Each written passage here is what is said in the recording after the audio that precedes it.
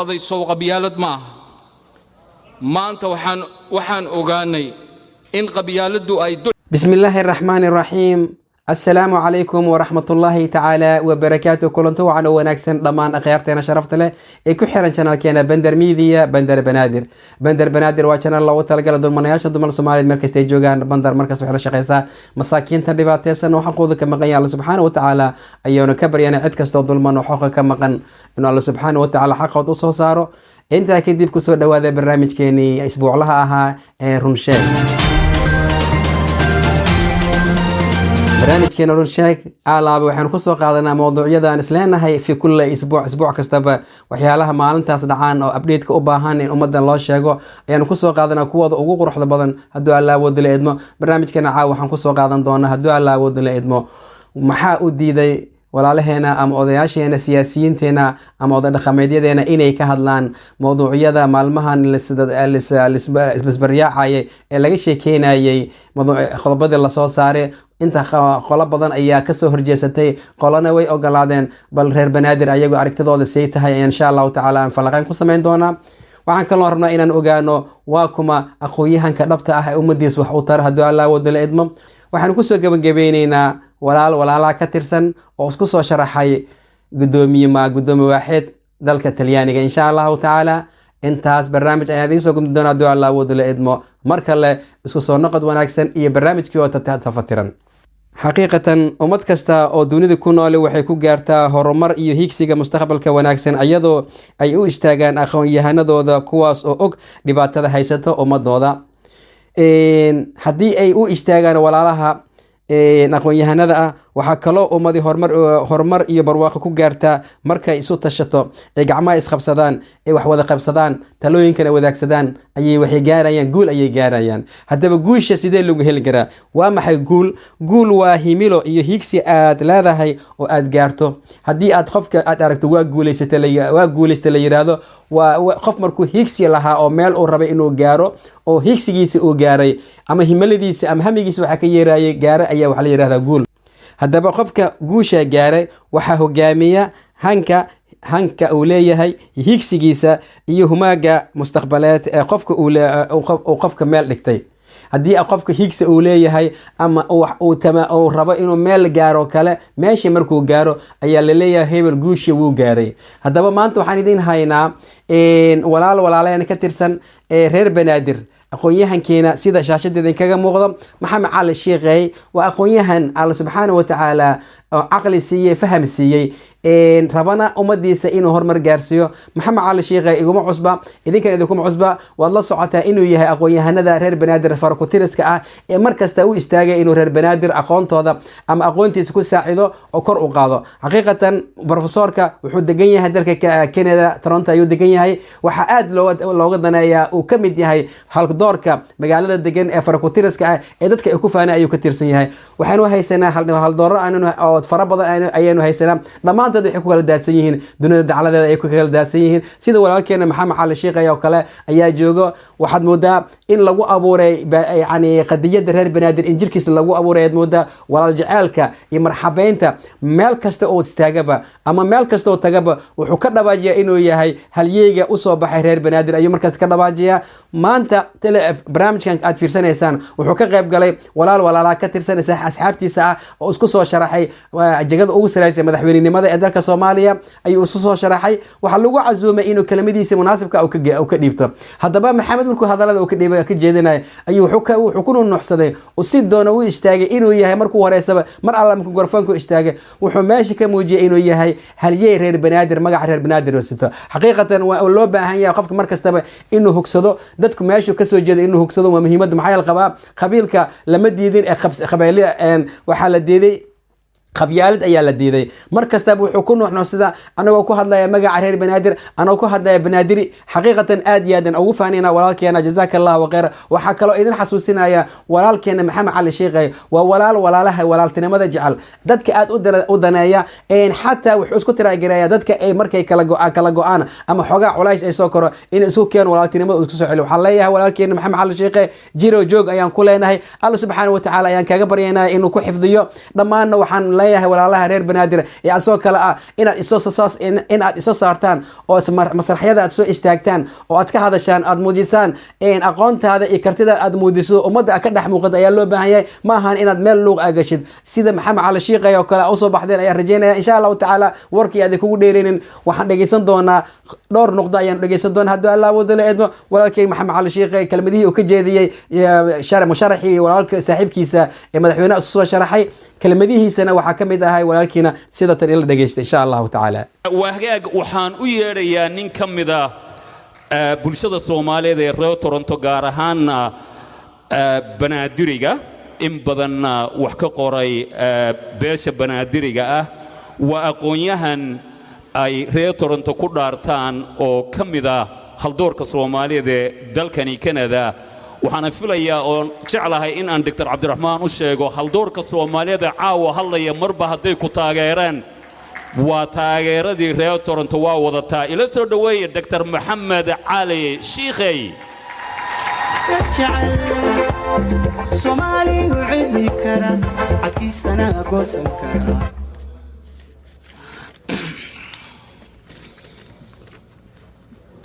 بسم الله الرحمن الرحيم anigoo ku hadlayo magaca qowmiyadda banaadiriga waxaan idinku salaamayaa salaanta islaamka assalaamu calaykum waraxmatullaahi wabarakaatu caawa sharaf weyn bay ii tahay inaan ka soo qayb galo munaasabadan lagu soo dhaweynayo musharax madaxweyne mudane Dr. Cabdiraxmaan Maxamed Cabdi Xaashi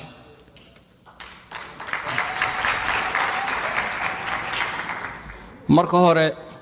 eebbe subxaanahu wa tacaala waxaan kaaga baryayaa inuu guulkaa siiyo oo aad noqotid midkii Soomaaliya gaarsiin lahaa horumar marka xigtana waxaan mahad mudan dadkii xafladan soo qaban qaabiyay waxaana kaloo rabaa inaan u mahad celiyo sida meesha ay u jeedaan meesha waxa bilaayo waa dumarka oo qurxinayo waan xal leeyahay thank you waa mahadsantihiin jaaliyadda Soomaaliyeed ee Toronto waxaa lagu yaqaanaa soo dhaweynta martisooridana waxay ka mid tahay waxa weyn oo diinteena islaamka qiimo badan ku leh nabigeena suubanaa calayhi salaatu wasalaam wuxuu yiri qofkii ilaahay iyo maalinta qiyaamaha rumaysan martidiisa ha karaameeyo waa naga muuqataa inaan martideena karaameynayno waxaa kaloo lagu yaqaanaa reer Toronto in martida Soomaaliyeed oo dareemayo in wadankii ay wax u qabanayaan inaan tusno Soomaalinimadeeni kuna dhiirigelino waxa ay qabanayaan inay u qabanayaan ummadooda meel walba ay joogaan mudane Dr. Cabdiraxmaan haddii aad ku guuleysatid xilka waxaad ogaataa in rajo ay idinka sugayaan wadanka iyo ummad ilaahay u baahan idinka idin baahan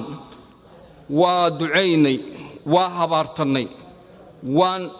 waa isdilnay waa isbaabi'inay waxay taagan tahay maanta arintii ay ka dhawaajisay Allah u naxariistay xildhibaan Saada Cali Warsame heestii ay qaadi jirtay oo ay ahayd aan ku taliye ma ii talinaysid adiga ii tali ma ku talinaaye aan wada tashano ma wada tashanayno aan kala tagno ma kala tegayno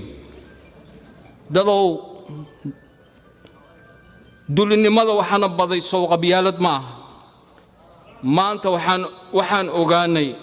in qabyaaladu ay gudcur tahay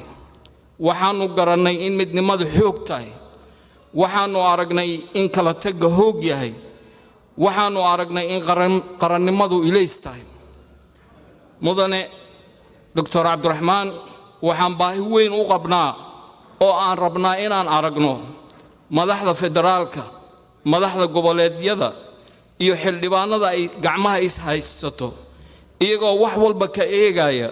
danta guud iyo samata bixinta shacabka Soomaaliyeed oo meel walba ku dhibaataysan taasina waa hubaa inaad isu keeni doontid haddii Alle idmo adigoo adeegsanaya aqoontaadii waayo aragnimadaadii iyo ilbaxnimadaadii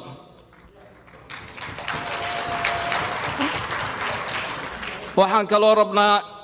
inaan aragno Soomaaliya oo sinaato oo aan kala sarreynin la kala soocin sinna loo kala saluugin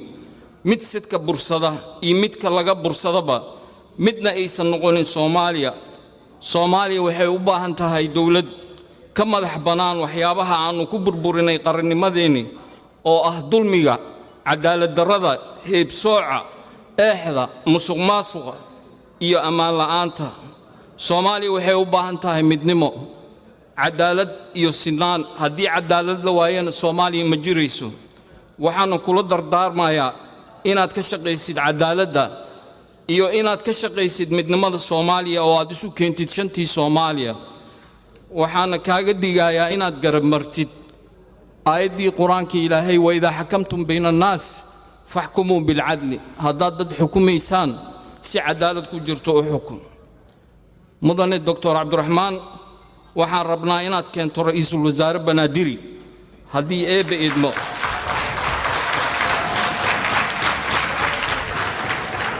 marka aad xilka ku guuleysatid waxaan kuwa haddii aad talaabada aad qaado in taariikhda baaldahab aad ka geli doontid oo shacabka Soomaaliyeedna ku xusi doono sababta aan u leeyahay ra'iisul wasaare Banaadiri waxay tahay Banaadirigu waa dad ku weyn Soomaalinimada wadan jacayl nabad jacayl wanaag jacayl oo yaqaano xaqdirisnimada kaalin weyn ka qaatay hanashada xornimada Soomaaliya oo aan maanta hubanayno waa diinku dhaqan oo yaqaano alla ka cabsi waa kuwa dadka baray diinta ugu dambeyntii waxaan leeyahay Dr. Cabdiraxmaan is our choice xildhibaanada baarlamaanka soo gali doona waxaan kula talin lahaa inay doortaan Dr. Cabdiraxmaan haddii aad ka fikiraysaan danta dalka iyo danta shacabka Dr. Cabdiraxmaan waa ninkii haddii alla ka idmo uu ka bixin lahaa uu gaarsiin lahaa barwaaqo iyo horumar guulaan ku rajaynayaa doctor ilaahay ha kula garab galo ilaahay ma aragtay waxaad niyadaada ku jiro Allah ha kuu sameeyo wassalaamu calaykum waraxmatullaahi wabarakaatu waxaan filayaa inaad ka wada bogateen insha Allahu ta'ala xaqiiqatan wuxuu ka dhawaajiyay walaalkeena waxaan u baahanahay oo hadii aad madaxweyne aan naqatid in aad noo doorto ra'iisul wasaare reer Banaadir insha Allahu ta'ala cadaaladaas Allah subhanahu wa ta'ala ha noo soo dhiciyo laakiin hamiga sareeya ayaa ah mid guul lagu gaaro insha Allahu ta'ala higsigaaga duu wanaagsan yahay oo meel fog oo xabsi hamiga uu sareeyo insha Allahu ta'ala waxaan rajaynayaa inaad tadawur sameeyso horumar aad gaartid waan ka waa aad iyo aad u maasantay walaalkay maxamed sheekhay karti wanaagaaga iyo aqoontaada u soo bandhigtay Soomaalida kula nool dalka Toronto dhamaantiin waxay idin la jazaakumullahu khayr ilaahay haydin badalkay ilaahay meeshaada ku xifdiyo hadduu Allah wadla idmo xaqiiqatan waxaan kaloo idin rabnaa inaan idin soo gudbino maalmahan waxaa socday barnaamijyo isdaba joogay oo laga hadlayay doorashooyinkii xildhibaanada aqalka dhexe iyo aqalka sare waxaa lagu soo doortay qaab aan qurux badnayn oo aan wanaagsaneyn oo maamul goboleedyada ay gacanta ku dhigay halka maanta maalmaha loo fadhiyay doorashooyinkii qaabkii loo sameyn lahaa xildhibaanadii matali lahaa aqalkii baarlamaanka dhexe waxaa gacanta laga geliyay maxaa la dhihi jiray maamul goboleedyada ay gacanta laga saaray waxaa marka la soo saaray qodobo ayaa la soo saaray qodobadaas oo 7 qodobood ay ka koobnaayeen 7 qodob waxa ka hadlay oday dhaqameedyo oo Soomaaliyeed ayaa ka hadlay waxay sheegteen inaysan raali ka ahayn waxay kaloo meesha ay ka sheegeen in aysan raali ka naqanaynin in farta wax lagu tilmaamo waxay meesha ku sheegeen inaysan ahayn qolo la matalo ama qolo lacag lagu siiyo oo dawladda u shaqaysan ahayn laakiin qolo inay yihiin oday dhaqameed ay yihiin fartan wax lagu fiiqi karin ayay sheegteen waxay soo bandhigeen hamigooda ayay soo bandhigeen waxay soo bandhigeen maxaa la dhihi jiray rabitaankooda ayay soo bandhigeen waxaan aaminsanahay waana tan loo baahan yahay ummad haddii aad matashid dad badan ayaa gadaashaada taagan waxay sugayaan waxaad ummadaada u qabada ayay sugayaan waxaan filayaa walaalaheena hadalladaas ka hadlay inay dadkooda ay gadaal u fadhiyaan oo ayagaa sugayaan ayagana mowqifkii ay ka taagan yihiin ay meesha kusoo bandhigeen haddaba waxaa kaloo ka hadlay علماء ودينك يا شلي كهلا أيجنا أو أيجنا أي هذا البرنامج كاس اللي صار نخديين أي رهدين أنا قرالي كمنه وإن دب لو دب أقل دب ويجد لو سمايا ما دام مركب وهريس مركب اللي سمينا أقل كسرة لو دور تقاب أنا قروح بدنين هذا نوع عن كبقينا قاب كيف فرت إن برنامج كسيدي إنه نقدر كبقينا أي رهدين مركب كدب إن دتك يدوي كهلين مركب ما أنتوا حتى أنت هاي أول سويدين هاي أنا قلنا السويدين هاي نلا يرواية هاي بندر ميديا أو رقمات كرير بنادر محي وهاللي واين برنامجyada maalmahan socda oo la hadalhayay umadoon ay ka hadleen nin kasta mowqifka uu ka taagaya uu sheegay hadaba reer banaadirka ah ama oday dhaqameedka reer banaadirka ee matala umadooda matala muxuu uga hadli waayay miyay ayaga ma raali ka inaysan bahasho loo isticmaalo mise gacanta lagu haystaa waatii hadda diraad hadallo la soo qaaday waxa ku jiray ra'iisul wasaaraha noqdooyinka uu soo qaadaya waxa ku jiray anaga ayaan u hay reer waqooyi iyo banaadir ba anaga gacanta noogu jirto reer waqooyi ayaga ayaa hadlo noqdooyinkan way ku dhagan yihiin laba yaa u istaagan labadoodna waa yani way dagaalamayaan xoogtooda waa la maqlaa hadalladooda waa la maqlaa bal reer banaadirka ahaa aaway xagee ka baxeen bal reer banaadir adiga maxaa ku diid inaad xadkaada agoosatid yaa ku hortaagan marka insha Allah taala waa su'aal la isweydiinayo hadii oday dhaqameed aad tahay walaal oday dhaqameed waxaan ka codsanaynaa inaad ummadaada aad hogaamisid aad mugaan aad mas'uulka ka tahay inay wax ka sugayaan ma ahan inaad guriga iska joogtid ma ahan waxaa loo baahan yahay inaad hawsha aad hawshid inaad isoo bandhigtid 4 sano la shaqeynayay adiga waxaad ahayd dhaqameed ahayd hadalka loo baahnan hadda kaalintaada ayaa la joogaa rabitaankaaga ayaa la joogaa maanta ninkii hore wax xumeeyay hadii aad raali ka tahay qaabka la soo gudbay hadii raali ka tahay hadii aad ku faraxsan tahay hadaadan ku faraxsaneen waa inaad mowqifka aad taagantahay aad soo istaagtaa laakiin ma ahan oday dhaqameedna in la waayo reer banaadir oday dhaqameedyada in la waayo dhamaantooda macquul ma ahan in fard wax yani dad xisaadad dad kooban in odayaashii meel ku kala goosteen odayaal aan la haynin hadaba reer banaadir yaa idin maqan oo idin leedahay isleedihiin in howlaha idin dhamay insha Allah taala waa su'aal da'weyn oo madax daalinaysa waxana loo baahan yahay in ummadda ayaga ay isweydiiyaan yaan hogaaminaya yaan wax ka sugeynaa hadda waxa la dooranaa xildhibaan ayaa la dooranaa xildhibaanka la dooranaa yaa loo soo maraa ma odayaa qoladii albaabada xirtay ama qoladii horay barnaamijyada qabsaday ma ayaga ma loo soo maraa hadan sidii ma loo soo isticmaalaa mise oday dhaqameed ayaa la weydiinaa intaas oo dhan waxay taagantahay walaalaha reer banaadir ay taagantahay insha Allah taala anaga waxayna ifiya ayaynu nahay waxaynu ifinaa waxa loo baahan yahay idinka ay taala hadii aad qaadataan hadii aad qaadan weyseen waxaad dareemi doontaan xanuun ayaa dareemi doontaan markastana waxaad ahaanaysaa la haystan ahaanaysaa waxa Soomaaliya inina wuxuu yiri anoo la haystan ahay hadii mar ay la haysto maxaan lahaan karaa uu yiri hadaba hadii reer banaadir aad tihiin la haystayaal aad tihiin waxaan ogaanaynaa maanta in la haystayaal aad tihiin oo waxba lahayn ama inaad tihiin dad xur ah oo xaqooda u doodaya ama rabitaankooda u doodaya aan ogaan doono hadii Allah wado ama siyaasi ahaw ama oday dhaqameed ahaw ama aqoonyahan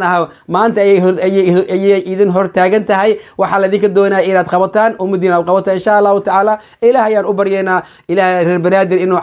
ciribtooda isku soo dumo insha Allah taala haduu ilaahay karaal noqdo waana arkaynaa waxa soo bixi doona laakiin waxa naga dardaaran reer banaadir cadkiina waa la goosanayaa istaago gacmaha isqabsado hooliina gacanta ku dhiga insha Allah taala taa inta ayaan kaga baxaya waxaan soo qaadan doonaa haduu Allah wado idma waxaan soo gaaray walaalaha ka tirsan ee degan dalka Talyaaniga qaasatan magaalada Trieste ayaa waa nin walaalkeena reer banaadir ah dalka Talyaaniga ayuu degan yahay wuxuu ka sii degan yahay magaalada Trieste ayuu ka degan yahay waa gudoomiyaha jaaliyada Trieste wuxuu isku soo sharaxay inuu noqdo gudoomiye waaxidka xaafadda Molina ayuu isku soo sharxay xaqiiqatan waa aqoonyahan karti leh isku soo diyaariyay inuu wadan kale wax ka qabto anagana waxaan la'anahay kuwii xamar joogan waxaan ka la'anahay war dadaal sameeyo isoo bixiya insha Allah taala aqoonyahankaasi waa دكتور أحمد فقي علمي دكتور وتخصصكيسه وميديسين وايه وحكسوا بحي جامعة ميديسين أيو كسو قلن جبيي سياسة وهم بدن أيو لا شقيناي وحكلو لا شقيا وقعنسية دتك دباتيسن سيدا أنا وكلا دتك دباتيسن أنا أو شقينا أصلا أول شقيا دتك شرحية اللي ديدي دتك حقوق لوجو سيحدا أيو أول شقيا وكالم أوسيا walaalkaas waxaan leenahay insha allahu tacaala doctor axmed fiqi cilmi inuu alla subxaana wa tacaala u fududeeyo jegada uu rajaynayo insha allahu tacaala. waad u jeedaan aqoon-yahanadan saa ayay dunida u kala feedsan yihiin, dhammaantoodana way kala daadsan yihiin. waxay u baahan yihiin keliya nin isku keeno oo ka faa'iidaysto, aqoontooda ka faa'iidaysto. 2 iyo 3 way kala fiican yihiin, 3 iyo 4 way kala fiican yihiin, 1 iyo 2 way kala fiican yihiin. haddii aynu midoowno, aqoonteena kaalmeyno, isku xooggeena aan kaalmaysano, waxaan aaminsanahay inaan wax badan qabsan karno insha allahu tacaala. doctor axmed waxaan ka rajaynayaa insha allahu tacaala in alla subxaana wa tacaala u fududeeyo higsiga hadda uu leeyahay. waxaan ka codsanahay walaalaha Soomaaliyeed ee degan magaalada Molina inay garab siiyaan, gacan ku siiyaan sidii uu ku noqon lahaa gudoomiyaha xaafadaas Molina. waxaan rajaynayaa inaad ku guuleysan doonto doctor. waxaan ka rajaynayaa inaad noqoto halyeey reer banaadir, maadaama aad tahay inaad reer banaadir gacan weyn aad ka geysatid, maadaama walaalaha reer banaadir aad u kala daadan yihiin, loona baahan yahay in garal la siiyo. adiga iyo kula mid ahba waxaan idinka rajaynayaa inaad saamin aad samaysaan, isku wadajir aad samaysataan, dalad aad samaystaan oo ummadda wax u qabsataan. waa jeedaan wixii way kala daadsan yihiin, ummadda sharqi maqrib u kala aadeen. haddii adiga kaliga aad shaqaysanaysid, ninkaana kaligiis uu shaqaysan, anna kaliga shaqaysana, horumar ma gaarino. laakiin markaan adiga awoodeeda iyo awoodda isku darsano ayaan doctor wax gaari karna, horumar aan gaari karna. fariintan waxaan usoo dirayaa walaalkayga axmed fiqi cilmi iyo dadka la shaqeeya insha allahu tacaala. waxaa idinka codsanayna idinkan inaad garab siisaan oo xoogga aad ku siisaan sidii ku noqon lahaa gudoomiyaha Milano insha allah, gudoomiyaha Molina insha allahu tacaala. inta ayaan barnaamijkan kusoo gabagabeynaya. hadduu alla wada idmo, waa walaalkiina maxamed xaaji amiin idinkala soo hadlaaya dalka Netherland, magaalada Nijmegen oo idin leeyahay maalinta idin qurux badnaato, habeenka idin wacnaado. salaamu calaykum waraxmatullaahi tacaala wabarakaatuhu.